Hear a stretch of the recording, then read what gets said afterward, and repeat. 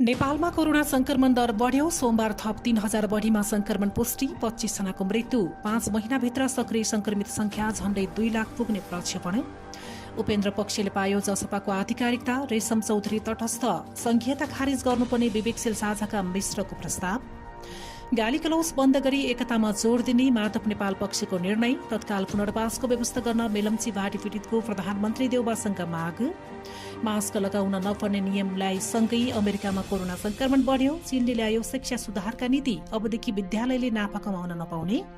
र आईसीसीको टी20 वरियतामा नेपालको एक स्थान सुधार। सागमा पदक विजेता खेलाडीलाई काठमाडौँमा सम्मान। नमस्कार, डाक्सो टिभीको अफिसियल युट्युब मार्फत प्रसारण भइरहेको दिनभरको मुख्य खबरमा स्वागत छ। म गोमा परियार। हामी हरेक दिन तपाईमा ताजा बुलेटिन लिएर उपस्थित भइरहेका छौं। हाम्रो ताजा बुलेटिन सुन्न र हेर्नको लागि डाक्सो टिभीको अफिसियल युट्युब च्यानललाई सब्स्क्राइब गरी बेल आइकन थिच्न नबिर्सनुहोला। अब खबर विस्तारमा। पछिल्लो समय नेपालमा पुनः दैनिक कोरोना संक्रमितको संख्या बढ़न थालेको छ। सोमबार थप 3,421 जनामा कोरोना संक्रमण पुष्टि भएको छ।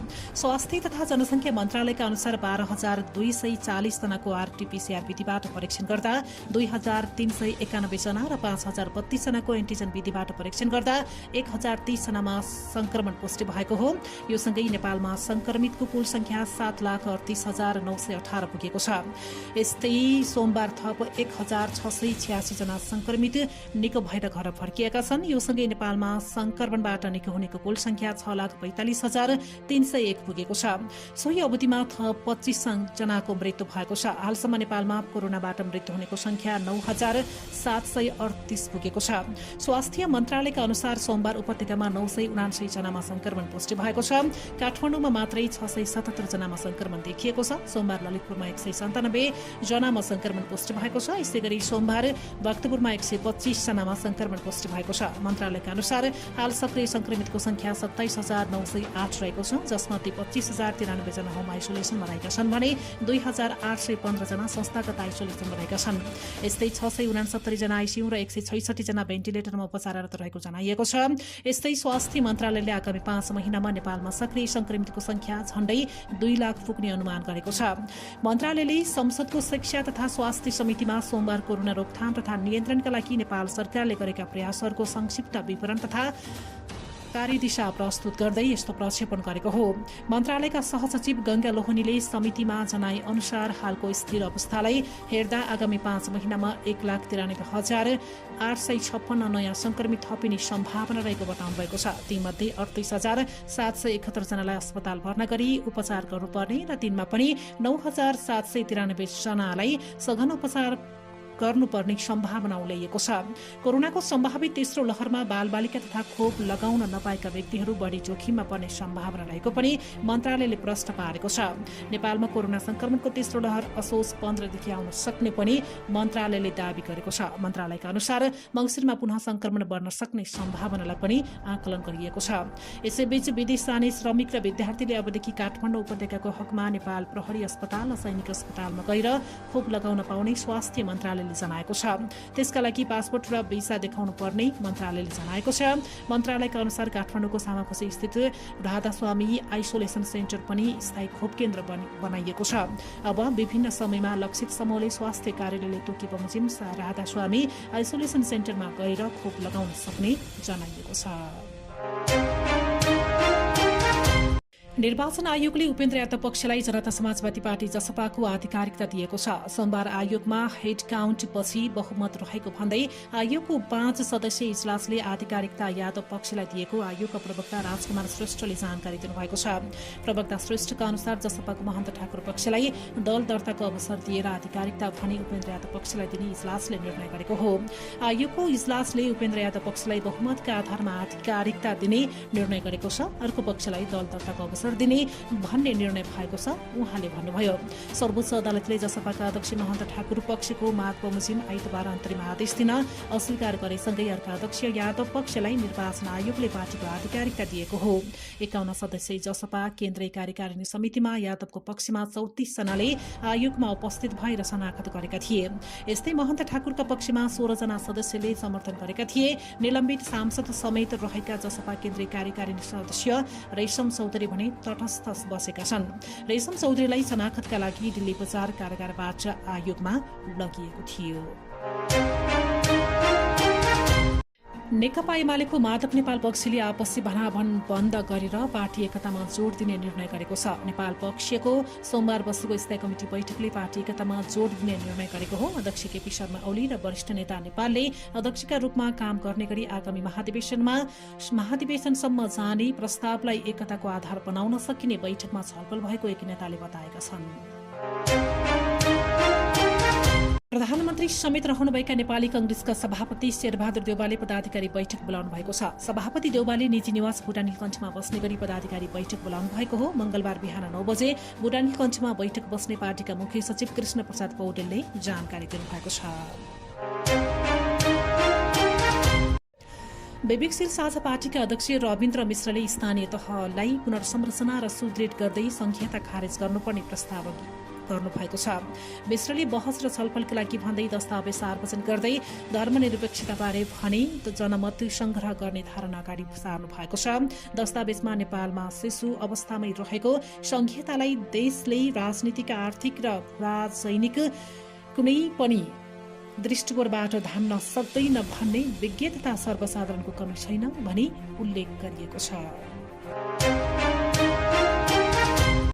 बाढीग्रस्त सिन्धुपाल्चोकको मेलम्ची, हेलम्बु र 5 पोखरीका स्थानीयले तत्काल पुनर्वासको व्यवस्था मिलाउन सरकारसँग माग गरेका छन्। मेलम्ची, हेलम्बु र 5 पोखरीका स्थानीयले सोमबार प्रधानमन्त्री शेरबहादुर देउवालाई भेटेर 10 बुँदे ज्ञापन पत्र बुझाउँदै तत्काल पुनर्वासको व्यवस्था हुने गरी आर्थिक सहायताको उचित व्यवस्था गर्न माग गरेका हुन्। प्रधानमन्त्री निवास बालुवाटारमा पुगेका उनीहरूले केपी शर्मा ओली नेतृत्वको अघिल्लो सरकार र स्थानीय सरकारले आफूहरूलाई राहत दिने विषयमा चासो नदिएपछि आफूहरू बिचल्लीमा परेको उल्लेख गर्दै उचित राहत व्यवस्था गर्न प्रधानमन्त्री देउवाको ध्यानाकर्षण गराएका छन्। बैंकिङ कसूर मुद्दाका फरार प्रतिवादीलाई प्रहरीको केन्द्रीय अनुसन्धान ब्युरोले ललितपुरको कुपण्डोलबाट पक्राउ गरेको छ। पक्राउ पर्नेमा तनहु ब्यास नगरपालिका 9 की 45 वर्षीय शोभा गुरुङ रहेकी छिन्। अदालत पाटनको 2077 साल चैत्र 30 गतेको फैसलाले गुरुङलाई 13,70,000 जरिवाना र 14 दिन कैद सजाय सुनाएको थियो। प्रहरीको केन्द्रीय अनुसन्धान ब्युरोले गुरुङलाई सोमबार कुपण्डोलबाट पक्राउ गरेको जनाएको छ। गुरुङले 2077 सालमा आफ्नो खातामा पर्याप्त औसत रकम नभएको भन्ने जानी जुक्यानमा पारी सानीमा विकास बैंकमा रहेको खाताबाट भुक्तान हुने गरी पीडितहरूलाई 13,70,000 बराबरको चेक काटेर दिएकी थिइन्। बैंकिङ कसूर तथा सजाय 2064 को दफा 3 ग बमोजिमको कसूरमा ठहर गरी उच्च अदालत पाटनले उक्त सजाय हुने गरी फैसला सुनाएको थियो। गुरुङलाई फैसला कार्यान्वयनको लागि पाटन उच्च अदालतमा सोमबार पेश गरिएको छ भने उनलाई सोमबार नै कारागार चलान गरिएको ब्युरोका प्रवक्ता प्रहरी उपरीक्षक एसपी कमल थापाले जानकारी दिनुभयो।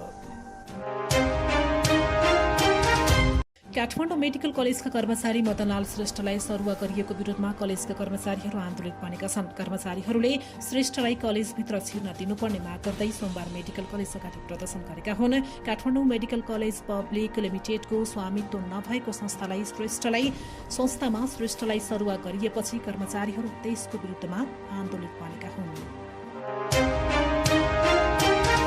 ग्रीष्म ऋतुमा नेपालका हिमाल आरोहणका लागि पहिलो अनुमति जारी भएको छ। पर्यटन विभागले मुस्ताङमा रहेको 6,029 मिटर अग्लो घिउन हिमाल आरोहणका लागि अनुमति प्रदान गरेको पर्यटन विभागकी निर्देशक मीरा आचार्यले जानकारी दिनुभएको छ। 2 जना पुरुष र 2 जना महिला गरी 4 जना रहेको एउटा समूहले अनुमति लिएको हो। उनीहरू सबै नेपाली नागरिक हुन्। दुर्गम हिमाली जिल्ला हुम्लामा अझै पाठ्यपुस्तक पुग्न सकेको छैन। हरेक वर्षको फागुन 2 गतेदेखि शुरू हुने हुम्लाको नयाँ शैक्षिक सत्र कोरोना कहरका कारण गएको असार 1 गतेबाट मात्रै शुरू भएको हो। नयाँ शैक्षिक सत्र शुरू भएको महिना 3 बितिसक्दा पनि जिल्लाका विद्यालय खुल्न सकेका छैनन् भने विद्यार्थीका हातमा पाठ्यपुस्तक समेत पुगेको छैन। कोरोना संक्रमण फैलने डरले निषेधाज्ञामा घरमै सीमित भएका विद्यार्थीले शैक्षिक सत्र शुरू भएको महिना दिन बितिसक्दा पनि पाठ्यपुस्तक नपाउँदा विद्यार्थीको पठन पाठनमा समस्या भएको छ। 18वटा निजी प्रकाशन गृहले हुम्लामा दिँदै आएको पाठ्यपुस्तकको ढुवानी रकम घटाएपछि जिल्लामा पाठ्यपुस्तक पुग्न नसकेको हो। प्रकाशन गृहले जिल्लामा पाठ्यपुस्तक ढुवानीमा दिँदै आएको 90% रकमलाई घटाएर 30%मा झारेको छ। ढुवानी रकम घटेपछि कक्षा 1 देखि 5 सम्मका पाठ्यपुस्तक उठाउन नसकिएको रोकाया पुस्तक पसलका ज्ञानबहादुर रोकाइले प्रतिक्रिया दिएका छन्। अब शेयर बजार। साताको दोस्रो दिन सोमबार नेपाल स्टक एक्सचेन्ज नेप्सेमा सामान्य करेक्सन देखिएको छ। सोमबार नेप्से परिसूचक 8.24 अङ्क घटेर 3050.42 बिन्दुमा पुगेको छ। त्यसैगरी सोमबार सेन्सिटिभ इन्डेक्स 2.93 अङ्क, फ्लोट इन्डेक्स 0.86 अङ्क र सेन्सिटिभ फ्लोट इन्डेक्स 1.27 अङ्कले घटेको छ। अब विदेशका खबर। अमेरिकाका संक्रामक रोग विशेषज्ञ एन्थनी फाउचीले कोरोना भाइरस नियन्त्रण गर्न बाइडेन प्रशासन गलत दिशामा गइरहेको बताएका छन्। अमेरिकामा पछिल्ला दिन कोरोना संक्रमितको संख्या बढ्न थालेपछि डाक्टर फाउचीले उक्त प्रतिक्रिया जनाएका हुन्। उनले अमेरिकामा कोरोनाको डेल्टा भेरिएन्ट खोप कम लगाएका क्षेत्रहरूमा तीव्र गतिमा फैलिएको बताएका छन्। अमेरिकाले गत मेदेखि मास्क लगाउन नपर्ने नियम लगाइसँगै संक्रमण बढेको पाइएको छ। यस्तै चीनले शिक्षा क्षेत्रमा सुधार गर्न विभिन्न सुधारका नीतिहरू अघि सारेको छ। चीनले विशेष गरी निजी शिक्षण संस्था सुधारका लागि नीतिहरू सार्वजनिक गरेको छ। शिक्षा क्षेत्रलाई पुँजी मार्फत कब्जा गरिएको भन्दै चीन सरकारले सुधारका लागि नयाँ नियमहरू लागू गरेको हो। नयाँ नीतिले विद्यार्थीहरूलाई अनावश्यक गृह कार्य तथा कलेज सकिएपछिको एक्स्ट्रा क्लासको बोझ कम गर्ने पनि बताएको छ। गत साता सार्वजनिक गरिएको नयाँ नियम अनुसार विद्यालयको पाठ्यक्रम पढाउने संस्थाहरूले नाफा गर्न नपाउने, पुँजी उठाउन नपाउने र पब्लिकमा जान नपाउने व्यवस्था पनि गरेको छ। अब खेल खबर। अन्तर्राष्ट्रिय क्रिकेट परिषद आइसिसीको टी20 वरियतामा नेपालले एक स्थान सुधार गरेको छ। आइसिसीले अपडेट गरेको नयाँ वरियतामा नेपालले एक स्थान सुधार गरेको हो। टी20 तर्फको नयाँ वरियतामा नेपाल 12औं स्थानमा रहेको छ।